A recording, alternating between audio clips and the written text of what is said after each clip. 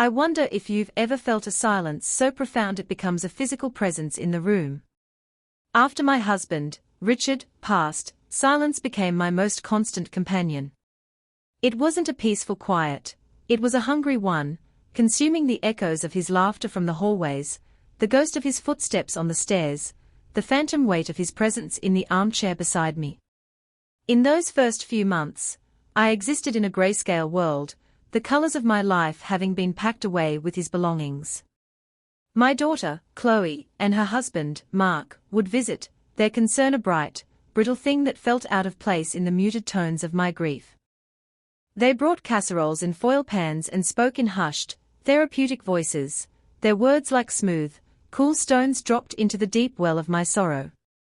They spoke of moving forward, of next chapters, but their eyes always seemed to be scanning the house, taking inventory of the life Richard and I had built over 47 years. It was during one of these visits, about 3 months after the funeral, that the first discordant note was struck. I was in the kitchen, making tea, the familiar ritual, a small anchor in a churning sea. Chloe was talking about the garden, how much work it must be for me now. Mark, leaning against the doorframe, his posture a study in casual authority, said, "We've been thinking, Eleanor. This is a lot of house for one person. It's a burden, a burden." The word hung in the air between us, acrid and sharp. This house, every nail and beam a testament to Richard's love and labor, every scuff on the floorboard a memory, was not a home to them. It was a burden. An asset to be managed. That was the moment a small, protective gate clicked shut somewhere deep inside me. It was the same day I had received the final statement from Richard's estate lawyer.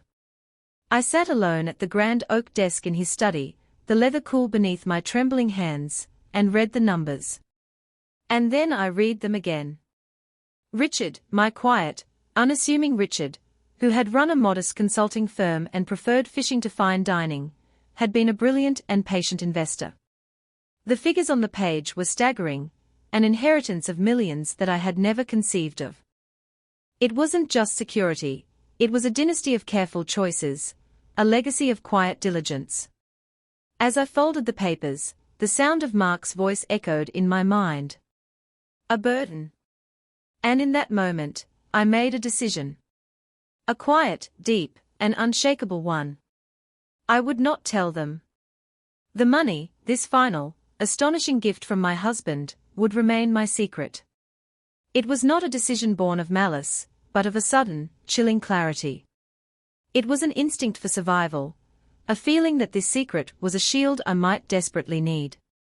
I didn't know why yet, not fully, but the silence in the house had changed. It was no longer empty. It was waiting. My retreat was not physical. I remained in the house that they now considered a liability. Instead, I withdrew into the vast, quiet landscape of my own mind, re-examining the architecture of my relationships. I began to walk through the museum of my memories with a new, unwelcome guide, suspicion. Little moments, previously dismissed as quirks of personality or generational differences, now stood out in stark, unsettling relief. I remembered the week after the funeral, when Chloe and Mark had insisted on helping me sort through Richard's office. At the time, I was so swamped by the tides of grief that I was grateful for their efficiency. But now, I recalled the speed with which they had separated financial documents from personal letters, their focus less on the man who had filled the room and more on the assets he had left behind. Chloe had held up a photograph of Richard and me on our wedding day, smiled a thin, distracted smile, and placed it face down on a stack of sentimental items destined for a box, while Mark's attention was entirely consumed by a file of old stock certificates. "We need to get a sense of the liabilities," he'd said, his voice practical, as if he were closing a business deal, not dismantling a life. I'd nodded then, numb and agreeable. Now, the memory made my stomach clench. I remembered Christmases past, the subtle condescension in their tone when they'd ask about our finances. "Are you two managing okay? Is Dad still putting enough away?" It was framed as concern, always concern, but beneath it was a current of something else, something that felt like assessment. They saw us as simple, perhaps even naive, a sweet elderly couple who needed guidance. They had no idea of Richard's acumen, of the quiet empire he was building, not for show, but for substance, for me. He never spoke of it, not out of secrecy from me, but from a deep-seated humility.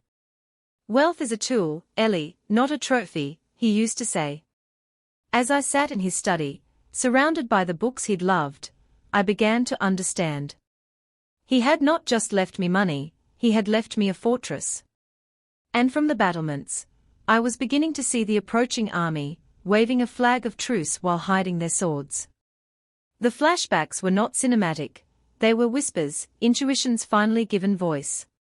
A conversation from a year ago surfaced, one I had barely registered. Mark had been talking about his parents, who had downsized to a wonderful, managed community. He'd painted a picture of freedom from chores, of on-call medical staff, of simplified living. It's the smart thing to do, he had concluded, looking at me with an unreadable expression. Gives everyone peace of mind, everyone. I now understood who everyone included. It was them.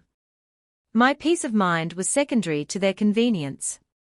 The house, which I had always seen as the heart of our family, was to them just a knot of complications, of maintenance and taxes, and inheritance laws. My grief, my life, my future, it was all a complex problem they were eager to solve, simplify, and file away. The secret of the inheritance grew heavier, but it also became a source of strange strength. It was a truth only I held, a silent testament to Richard's faith in me. He had left it all to me, his wife, his partner, with no stipulations, no co-executors, no one looking over my shoulder. He had trusted me completely. And as I watched my daughter and her husband map out my future on my own kitchen table, I knew I had to honor that trust by trusting my own instincts. The quiet matriarch, the accommodating mother, who always made the extra pie and never raised her voice, was beginning to listen to a different sound, the slow, steady drumbeat of her own resolve. The brochures appeared on a Tuesday. I found them tucked neatly beside the mail on the hall table, their glossy pages filled with smiling, silver-haired seniors playing shuffleboard and participating in group water aerobics. Oakwood Meadows, a new beginning, Sunset Villas, luxury assisted living. Chloe had left them there without a word, a passive-aggressive salvo in their campaign to manage my life. Later that day, she called, her voice bright with forced cheerfulness. "Did you see the pamphlets, Mom?" "No pressure at all, of course. Mark and I just thought it would be fun to look, to see what's out there. They have social directors, can you imagine?" I imagined a life stripped of privacy, of personal history, of the dignity of making my own choices. I imagined my grandmother's china cabinet being replaced by a beige, built-in shelving unit. I imagined my life becoming a series of scheduled activities. The anger that had been a spark was now a low, hot flame, forging my grief into something hard and resilient. "They look very organized," I said, my voice carefully neutral, the first small act of quiet rebellion. The true turning point, however, came during their next visit. They sat opposite me in the living room, the space between us feeling more like a boardroom table than a family gathering. Mark did most of the talking, as he often did when the topic was money. He leaned forward, his hands clasped, adopting a tone of sincere gravity. "Eleanor," he began, and the use of my first name was a subtle shift, a reclassification from mother to client. "We've been running some numbers. The upkeep on this house, property taxes, insurance, it's a significant drain. When you sell, and we have a realtor friend who would be perfect, the capital could be invested much more productively. I know a guy, a fantastic wealth manager, who could get you a steady, reliable return. It would simplify everything." He spoke of yields and portfolios, of risk mitigation and diversification, his words a smokescreen designed to intimidate and confuse me. He assumed I was the woman who balanced the household checkbook, but knew nothing of the wider world of finance. He assumed wrong. In that moment, watching him lay out the plan to dismantle my life and hand its reins to a stranger, a friend of his, the last vestiges of my accommodating nature turned to dust. They didn't see me. They saw a problem. They saw closing costs and commission fees. They saw a widow, frail and unknowing, an obstacle to their own peace of mind. The grief for Richard was a constant, deep ocean, but a new grief washed over me then, the loss of the daughter I thought I knew. I saw in her eyes not malice, but a chilling, calculated practicality, a complete detachment from the emotional heart of the matter. She nodded along with Mark, her expression one of earnest concern, but it was a mask. I knew, with a certainty that was as painful as it was liberating, that I was utterly alone in this. And it was in that profound loneliness that I found my footing. A memory of Richard, so vivid it was almost a visitation, surfaced. We were younger, facing some long-forgotten crisis, and I had been riddled with anxiety. He had taken my hand, his own so steady and warm, and said, "You're stronger than you think, Elle. You're the steel spine of this family." Always have been his words, once a comfort, were now a commission. A sacred duty. I would not break. I would not bend. I would not be simplified, managed, or erased. I looked at Chloe and Mark, at their hopeful, expectant faces, and for the first time, I felt no obligation to ease their concerns. My only obligation was to the man who had built this life for us, and to the woman he believed me to be. The quiet matriarch was done accommodating. It was time to plan. The first phone call was the hardest. My fingers hovered over the numbers on my phone, a strange paralysis gripping me. It felt like a betrayal of some unwritten family code, to seek outside counsel.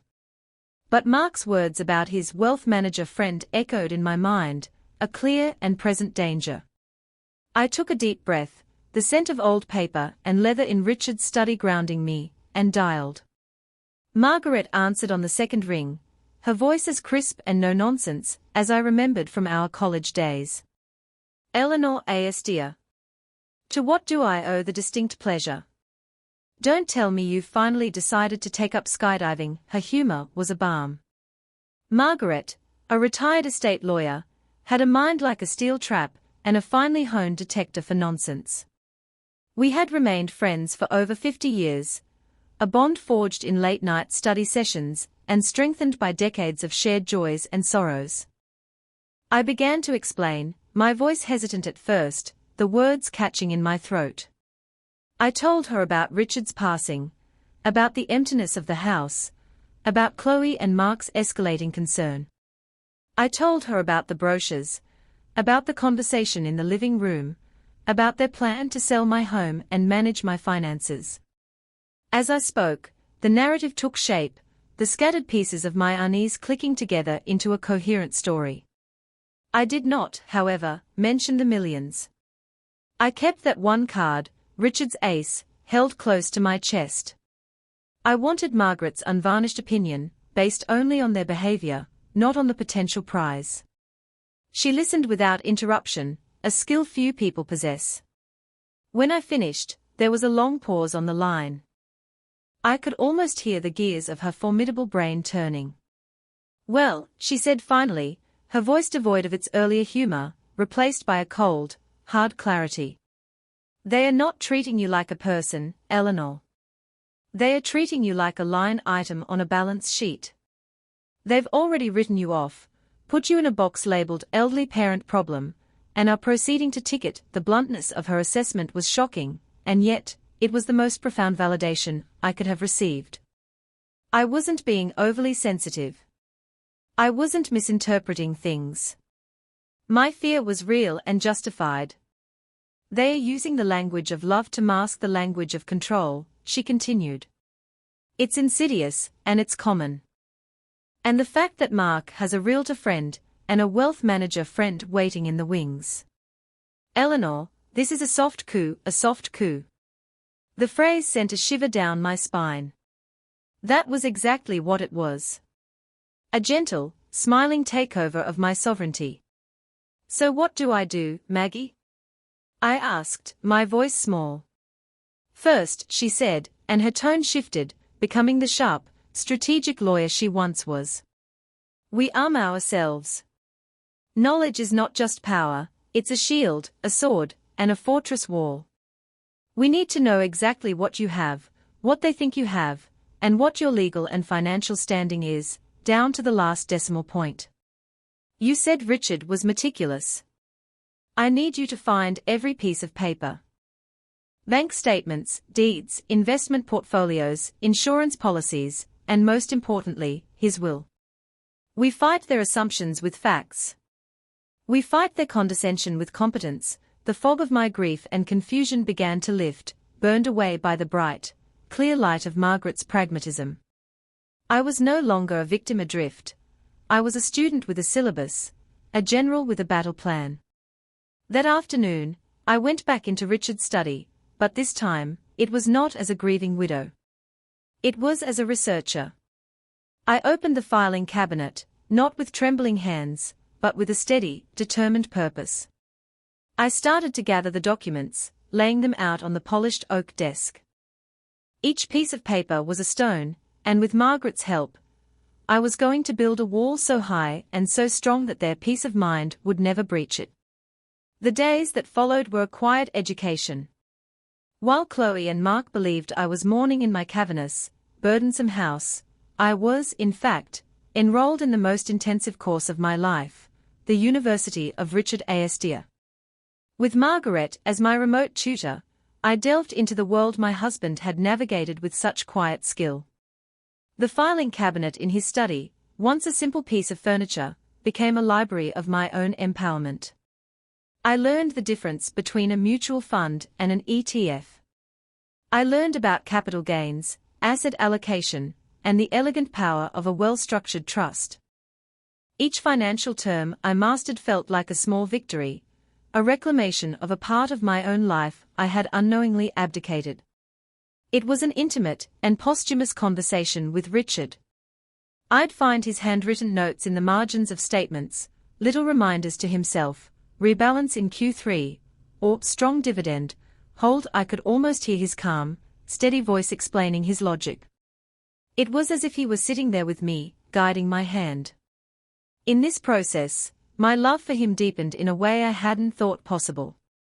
I saw the immense care and foresight he had put into securing our future, my future. This wasn't about hoarding wealth, it was an act of profound, protective love. The millions weren't just money, they were 47 years of his quiet devotion, translated into a language that would protect me when he no longer could. It was during this deep dive that I found it, tucked inside a leather-bound copy of Meditations, by Marcus Aurelius, a book he read every year. It was a single sheet of his personal stationery, folded in half. It wasn't part of any official document, it was a letter.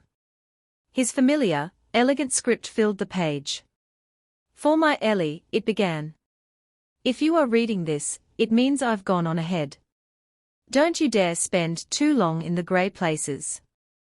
I've worked my life so that you could have a canvas for your own. This isn't just for security, it's for joy. For adventure. It is for you to build your own dreams, whatever they may be. Don't let anyone else tell you how to paint your masterpiece. Your life is your own. I love you always. I held the letter to my chest, the paper absorbing the tears I hadn't realized I was shedding.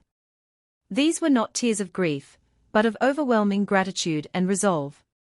Don't let anyone else tell you how to paint your masterpiece, his words became my North Star.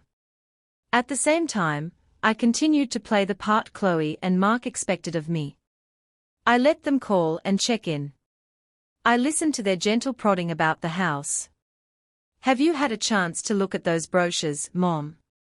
The one with the garden looks lovely. I glanced at them. Dear, I'd say, my voice placid.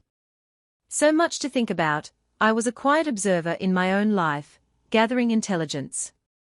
Their impatience was beginning to show around the edges of their concern, a fraying of the polite facade. Mark would ask pointed questions about Richard's pension, about the life insurance, trying to piece together a financial picture. They were operating with incomplete data, assuming a modest, middle-class estate. The dramatic irony was a heavy cloak I wore. They thought they were circling a small, vulnerable prey, trying to coax it out into the open. They had no idea they were standing at the foot of a mountain, mistaking it for a molehill. Each phone call, each patronizing suggestion, became another brick in the wall Margaret had told me to build. My masterpiece, I thought, looking at Richard's letter. It wasn't going to be a quiet landscape in muted tones. It was going to be vibrant and strong, and I alone, would be the artist. The first decisive action felt like signing a declaration of independence. Margaret had introduced me, via video call, to a woman named Anya Sharma, a financial advisor based in a different city, known for her fierce advocacy for her female clients. She was everything Mark's unseen friend was not: transparent, respectful, and committed to education. She didn't talk down to me, she talked to me, explaining every step, ensuring I understood the implications of each decision. Our strategy, devised by the three of us, the trinity of Eleanor, Margaret, and Anya, was to move with surgical precision and absolute discretion. The plan was to create a new financial structure, a fortress as Margaret had called it, that was legally and financially impregnable. The largest liquid assets, the core of the millions that Chloe and Mark knew nothing about, were the first to be moved. I sat at Richard's desk, the phone to my ear, and with Anya's guidance, I authorized the transfers to new accounts under my sole ownership, accounts that were not held at the small local bank my daughter knew I used. With each authorization code I read aloud, my voice grew stronger, steadier. I felt a current of power, a feeling I hadn't realized was missing for so many years. It wasn't the thrill of wealth, it was the profound relief of agency. Next, we addressed the house. It was my home, my sanctuary, the heart of my past and the anchor of my future. Selling it was out of the question. On Margaret's advice, I established a revocable living trust. It was a brilliant legal instrument. I transferred the deed of the house, along with Richard's investment portfolios and other significant assets, into the trust. And I named myself as the sole trustee. This single act placed a legal wall around my property. It meant that upon my death, the assets would pass to my chosen beneficiaries according to the strict terms of the trust, bypassing the lengthy and public probate process. More importantly for the present, it made it unequivocally clear who was in charge. Me? Signing the trust documents in Margaret's old office, with her watching me with a proud smile, was a ceremony. My hand did not shake. Each loop of my signature felt like a deliberate brushstroke on the canvas Richard had left me. I was no longer just the subject of the painting, I was the artist, the creator. To the outside world, and specifically to Chloe and Mark, nothing had changed. The porch light still went on at dusk. My car was still in the driveway. I was still the quiet widow in the big, old house. They continued their gentle siege, unaware that the territory they sought to conquer was now a sovereign nation with impenetrable borders. The melancholy that had clouded my days was receding, replaced by a calm, focused energy. The grief for Richard remained, a gentle, permanent resident in my heart, but it was no longer a debilitating fog. It was a source of strength, a reminder of the love that had empowered me to take these steps. I was not just protecting assets, I was protecting his legacy. I was honoring his faith in me. The secret of the millions was no longer a burden to be hidden, but a tool to be wielded, a silent partner in my quiet revolution. I was ready for their next move. I knew it was coming. And for the first time since Richard's death, I felt no fear. I felt prepared. The summons came on a Thursday. It was a phone call from Chloe, her voice imbued with a sense of occasion. "Mom, Mark and I would love to come over Sunday for brunch. We've put together a few things, a clear plan to help you get organized. We want to take all this weight off your shoulders." I knew this was it. The presentation. The culmination of their campaign to help me. That sounds lovely, dear, I said, my voice calm and even. I'll see you at 11. I spent the next few days preparing, not by baking or cleaning, but by reviewing my new reality. I spoke with Margaret, who gave me a final pep talk. Remember, Eleanor, you hold all the cards. You don't have to show your whole hand. Just one card is enough to win the game. Anya sent me a simplified summary of my new trust, a single page that was clear, concise, and radiated authority. I placed it in a simple manila folder. On Sunday morning, I felt a profound sense of calm. I made coffee and sat in the kitchen, watching the sun filter through the leaves of the old maple tree in the backyard. The house did not feel like a burden. It felt like an ally. Chloe and Mark arrived precisely at 11, carrying a leather-bound folio. They were dressed in business casual attire, as if arriving for a corporate merger. After some stilted pleasantries, we sat in the living room, in the same configuration as before. Mark placed the folio on the coffee table and opened it with a flourish. Inside were spreadsheets, professionally printed charts, and a glossy brochure for the specific retirement community they had chosen for me. Eleanor, Mark began, his voice smooth and practiced. We've done a comprehensive analysis. We've projected expenses, calculated potential returns, we've even spoken to Susan, our realtor friend. She's confident she can get this house sold within 60 days. The market is hot right now. We've also scheduled a preliminary meeting with my colleague, David, the financial planner. He's prepared to create a low-risk annuity portfolio for you from the proceeds, he went on, his voice a drone of financial jargon and projected outcomes. Chloe sat beside him, nodding encouragingly, her role clearly to provide the soft, emotional endorsement of this hostile takeover. I listened. I didn't interrupt. I let them lay out their entire vision for my future, a future in which I was a passive recipient of their wise decisions. I watched their faces, saw the self-satisfaction, the certainty that they were doing the right and noble thing. They saw themselves as saviors, rescuing me from the complexities of a life I was no longer equipped to handle. When Mark finally finished his presentation, he closed the folio with a soft, final thud. He smiled, a victor's smile. So, there it is. A clear path forward. All you have to do is sign a few papers, and we can take care of everything. It will be such a relief for you. He pushed a pen, and a listing agreement for the house across the table. I looked at the pen. I looked at their expectant faces. The moment hung in the air, thick with their assumptions. I did not pick up the pen. Instead, I gave them a small, serene smile. Thank you both for putting so much thought into this, I said, my voice quiet but firm.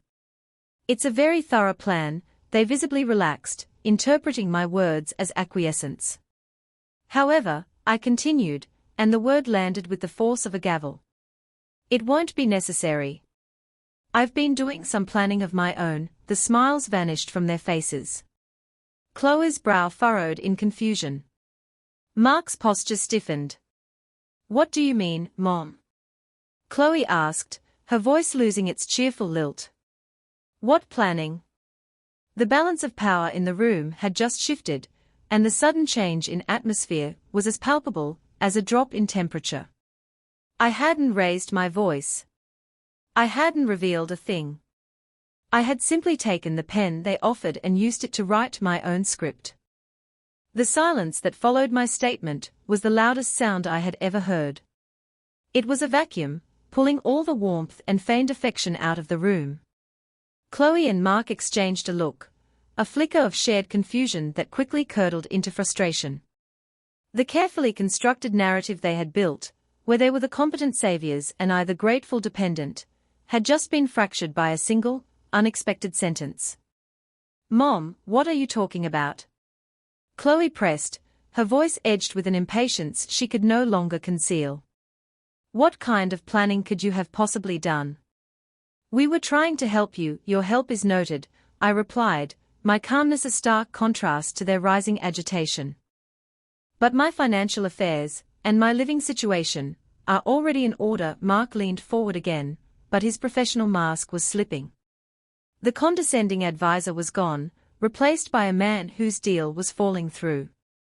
Eleanor, with all due respect, I don't think you understand the complexities here. The estate, the taxes, it's not something to handle on your own. You need professional management. This was the moment. The culmination of all my quiet work, all my silent study. I reached for the simple manila folder on the end table beside me. I didn't open it. I simply slid it across the polished wood of the coffee table until it stopped just short of his leather-bound folio. My quiet counter-proposal. He looked down at it, then back at me, his expression wary. "What is this?" he asked. "That," I said, my voice steady, "is a summary of the Eleanor and Richard Astor Living Trust, which was established last month. As you can see from the cover page, all of our significant assets, including this house and the entirety of Richard's investment portfolio, are held by the trust. And I am its sole trustee." I did not need to say more. I didn't need to mention the millions, or Anya, or Margaret. That one simple, legal fact was enough. It was a checkmate delivered in a whisper. Mark stared at the folder, as if it were a venomous snake. He didn't touch it. Chloe looked from the folder to my face, her eyes wide with disbelief and adorning, horrified understanding. The woman they thought they knew, the soft, pliable, grieving mother, did not exist. In her place was a stranger, someone who moved silently and deliberately, someone who understood power. "Trustee," Chloe whispered, the word foreign on her tongue. You did this without telling us." "My financial decisions do not require your consultation," I said, not unkindly, but with absolute finality. "This is my home. Richard and I built it. I will live here for as long as I choose. My future is secure, and it is entirely under my control. Your plan, while detailed, is redundant." The shock in the room was a living thing. Their entire strategy, predicated on my ignorance and frailty, had been dismantled by a single piece of paper. They saw now that they had not been managing a person, they had been misjudging a power they hadn't known existed. In that moment, looking at my daughter's pale, stunned face, I felt a pang of a new and terrible grief. It wasn't for my husband. It was for her. I was mourning the loss of the illusion of her love, and facing the cold reality of her ambition. The confrontation was over. There was no shouting, no dramatic accusations. There was only the quiet, devastating weight of the truth, laid bare on the coffee table between us. The aftermath was a landscape of quiet desolation. The relationship with Chloe and Mark, which I had once cherished as a cornerstone of my life, now lay in ruins. It was not a dramatic collapse, but a slow, silent erosion. Their phone calls became infrequent, brief, and strained.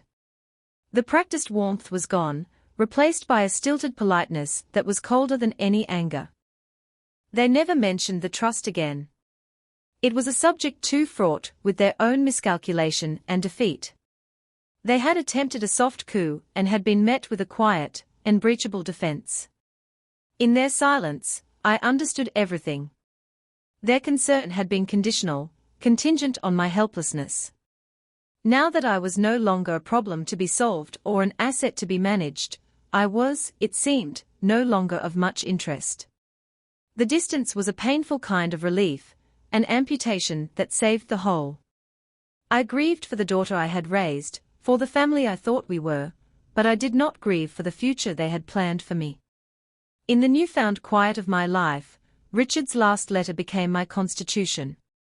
This isn't just for security, it's for joy. For adventure. It is for you to build your own dreams. I sat in his study for days, the words echoing in the still air. What was my dream? I had no desire for luxury yachts or extravagant trips. My life with Richard had been rich in substance, not spectacle. My dream, I realized, was not about receiving, but about giving. It was about transforming the pain of my own near erasure into a force for creation. I thought of all the women like me. Women of a certain age who become invisible, their wisdom overlooked, their potential dismissed. Women who are told, in ways both subtle and overt, that their time for dreaming is over. My struggle was personal, but its theme was universal. With Anya's financial guidance and Margaret's legal expertise, I began the most important project of my life. I used a significant portion of Richard's estate to establish a charitable foundation.